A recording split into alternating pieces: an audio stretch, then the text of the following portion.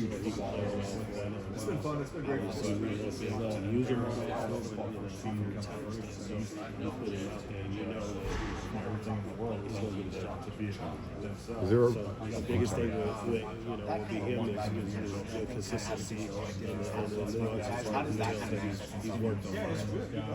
that battle for wide receiver number 3, I guess, so to speak, how's that going right now between the rest of the group? Well, I mean, I'm not really trying to get a battle for wide receiver 3. I'm trying to get a battle for all of them to be wide receiver. You know, if you're doing things the right way and you're doing your job, the ball finds you. So, I mean, I don't really want to go into it in a situation saying, hey, okay, this is 1, you're 2, and you're 3. I want all of them going in with the mentality every time we snap the ball is going to get. So all of them should be going in with some of that mindset that some receiver. You guys did a lot of rotating with the receiver core last year, especially. Do you envision Mekhi and Jacoby maybe having more of a, I know everyone's competing, but do you envision maybe less rotating at that position maybe than years past, or the same? Guys earn their opportunities to get out on the field. I think I said this from day one when I first got here. If you're a receiver and you're not going to block, then you're probably not going to play. So, I mean, the rotation comes because guys earn those spots. We have to compete at a high level and earn the right to get out there. And as a coaching staff, we'll evaluate how many reps should this guy get compared to how many reps that guy should get. So, at this point, I don't know that I would really say, in fairness to them, that we are predetermined before the season starts, before we camp, hey, we're going to give this guy this spot. That kind of contradicts and defeats the purpose of them working their butts off. So we'll evaluate that, and probably the 7th, 5th weekend and fall camp. You know, right now, all of them should be working. All of them should be working. You've been with Lincoln a long time as an assistant. College football has changed more in the past 2 years probably than it has, I'm sure, in your entire career before that. Like, how have you seen him maybe adjust to this brand new kind of landscape of college athletics? As the game changes, we all have to his own body. We talk to our players about not getting content and being comfortable, so we have to practice what we preach. You know, as it evolves and as it changes, so shall we. And if we don't, you get passed up. And that's the time when you get passed up, you become unavailable. Right now, I like being able to provide first practice. Corey Sims was early enrollee. What did you see? Where did you see his growth from when he got here to where he's at now? I think, where he's at now, he knows where to line up. He knows what to do when he lines up. The growth for him will be, all right, not just understanding where to line up and what to do, but understanding the bigger picture. And I think this offseason will provide him an opportunity to get out there with the guys that he's going to be on the field with him Saturday and physically do time after time after time. Something else and just a reaction as opposed to reassuring thoughts and thinking per se. You guys still planning to go to Mexico this year?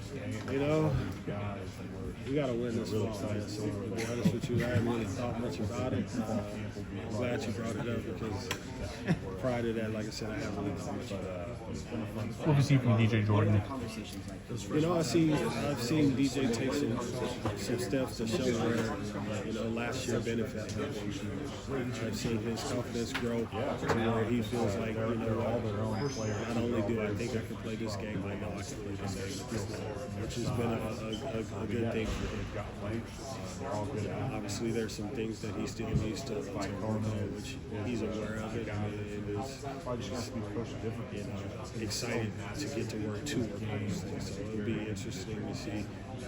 But he's really see this version of DJ comfortable. The thing I love most about him is like, I'm not sure if you talked about Prince Strong before, but just have you coached someone in a unique situation like that where he's learning to play football on a golf course from international kind of student athlete? Not to that extent, but Aaron Dunn is like really gifted. yeah, I've coached someone that you had to Really fun to work with. take one circumstance and kind of translate it to something so he could become a better football. The thing that I love about Prince is eager to learn and he's willing to work hard. That's the thing that was always trying to Is work on. 1,000% less than lashes. Those steps, Obviously, those steps will be made. What do you see on film when you guys read them over here that you liked about him? I mean, I think the biggest thing that stood out about him was a play that he got a ball in his hand. Just his willingness and unselfishness to go block and get straight for his team. That was a play that made me like, you know what, we're going after him. If he's going to do this for someone else, just imagine what they do when it's for him. Did you learn anything last year with the distribution of reps between maybe like 5 or 6 guys at receiver versus like when you got to the bowl game it was more concentrated with just a couple like Smart kids. any kind of lessons from what you saw in the regular season versus like the way it kind of went in the bowl game? I mean, I think everything in life is a lesson. If you're asking me, do I regret the rep distribution last year? My answer would be no. And the reason is because this is a hard game. When guys learn something, I feel like you should reward it. When we put the guy out on the Winfield's coming our way saying that, hey, we trust you to be out there and do your job. I don't mean every day. Hesitation to make those decisions. We play guys in those situations where we thought put us in a real situation. Sometimes it worked out. Sometimes it didn't. Those guys put the work in. So, if you truly put the work in to be out there, then I feel like you deserve it. You deserve to get what you earn. I'm excited to see where this goes. We still chart everything that they do in practice to make decisions on the reps and who plays what good. So leading into each week, Yeah, for sure. I mean, I knew what the results were. Every kid on the roster knew really every skill kid on the roster. We went in that meeting, I sent to him, and it's the first thing that we addressed. We talked about the catch chart and the jump play chart before the meeting. It kind of depends on the roster. Like if you have 5 or 6 guys that are all doing the work and they all should be playing, and you might have another team that there's just only a couple that do it. It just kind of depends on the group. What have you seen from like this group so far? Is there potential for a deeper rotation, you think? Or? Yeah, I mean, these guys, this was one of the few springs that I've had on. You go, when it ends, you wish you had another week and a half, another 2 weeks, because you're not ready for it to be just enough there. This spring, these guys made it fun. Made it fun, not just to go watch and practice. It made it fun to interact with them in the meeting room because everybody was working toward to get this unit the best that they can become, and everybody in there trying to build that throughout the group. realizing what their strengths are, what their weaknesses are, and was, eagerly ready to attack those challenges. It was fun to watch that it's fun to watch guys, turn a weakness into a strength. And it's going to be even funner to watch what they do over the summer to continue to strengthen it. I know I'm 6'9", so I know what it's like to be a big, tall guy. With Jacoby Lane, he's kind of mature. Like Riley talked about him, kind of stepping up more of a leadership role. How have you seen him mature over the last year? Let's look at Jacoby's journey. Jacoby got here, and June. He's a freshman. You never worked with a guy like him. So He's 360. fall camp, The guy's got. you can obviously see that the kid has a talent, skill set, and the ability to make plays. But you go throughout that fall camp, he's still learning where to line up, what to do, what his complementary routes, and truly the concept is of each play. And as he started to learn that and it started to take fold, he really didn't master that until toward the end of his freshman year, which you got a chance to see once again his skill set, showcasing things in the bowl. This, for him and this was really sophomores on the field. This was really a true time they got a chance to be in the starting role. So,